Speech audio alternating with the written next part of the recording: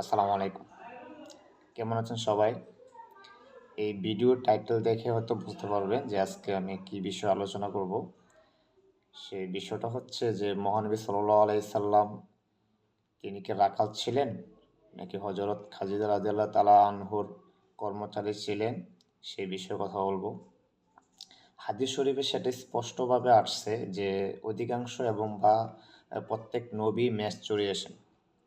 যারা মেষ চড়ায় তাদেরকে ইংলিশে বলা হয় শেপার্ড বা বাংলাতে বলা হয় যেটা মেষপালক।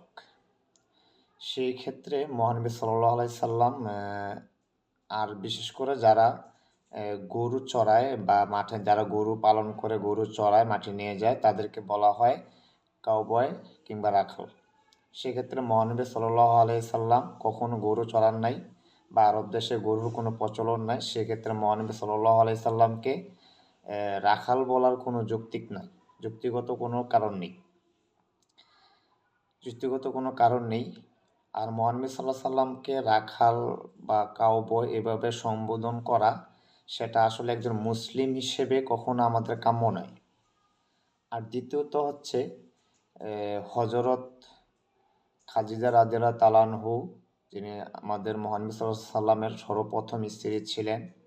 যে আমরা যদি বলি যে হযরত খাদিজা রাদিয়াল্লাহু তাআলা আনহুর কর্মচারী হিসেবে মহানবী সাল্লাল্লাহু আলাইহি সাল্লাম নিযুক্ত ছিলেন, সেটা আমাদের একান্তই ভুল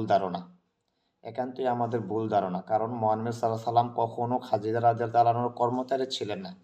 তিনি উনার বিজনেসের পার্টনার ছিলেন। হযরত খাদিজা রাদিয়াল্লাহু তাআলা আনহু তিনি ধনাঢ্য ব্যক্তি ছিলেন এবং উনার অনেকগুলা ব্যবসা ছিল। তো সেই ব্যবসাতে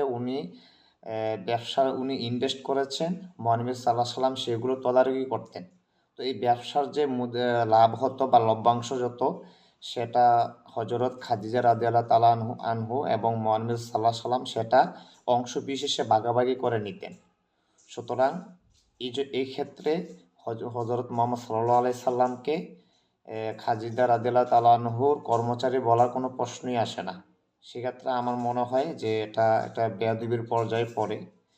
আর আমরা নরমাল জেনারেল মানুষের ক্ষেত্রে যদি কথাগুলো বলি, ধরে খালেদা জিয়া বলেন, শেখ হাসিনা বলেন, ডক্টর ইউনূস বলেন বা বাংলাদেশের যারা বা বিশ্বের যারা সেলিব্রিটি আছে বা পলিটিশিয়ান আছে বা যারা নিশ্চয়কে নেতৃত্ব দিয়েছে তাদের ক্ষেত্রে যদি আমরা কথাগুলো বলি তাহলে সেটা কোনো দায়বদ্ধতা নেই। কারণ তাদের ক্ষেত্রে এগুলো এতটা অমানানসই না। এগুলো মানানসই, জাস্ট এদের ক্ষেত্রে আপনি এগুলো অ্যাপ্লাই করতে পারবেন।